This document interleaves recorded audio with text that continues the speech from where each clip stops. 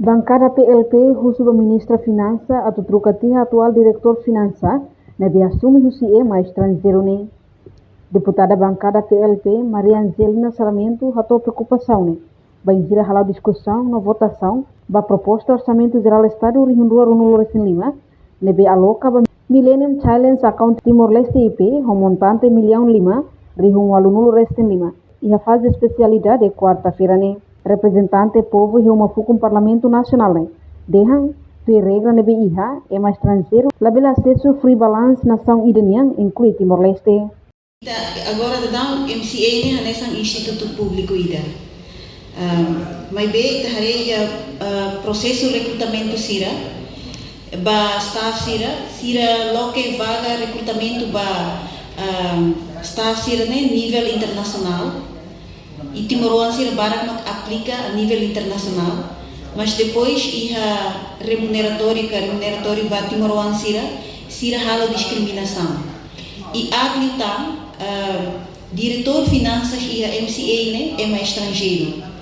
E tatene kata é mais estrangeiro labela acesso ba itania free balance.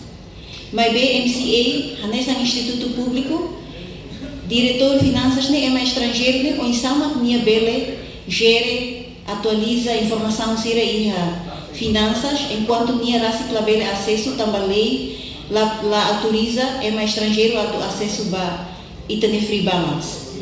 Nebe a uso ba senhora ministra tu explica como bem né também e hamos complain se é nebe mak serviço recrutado e a MCA nia katagia discriminação e regras se nessa instituto público labele acesso ba free balance significa kata finanças nem tem que ir Timor-Leste Macaé.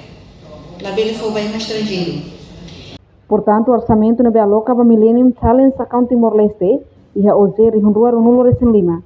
Hamutuk R1.500.000 rihun alunulores em Lima passa o votos a favor hat nulores em dua contra nem na abstenção sa nulores em Lima. Reportagem Imelda Fátima, Televisão Timor-Post. Janela informação ba emohoto. Atua tem informação atual dia Clio. Kita haluha. Haneham botão subscribe, like.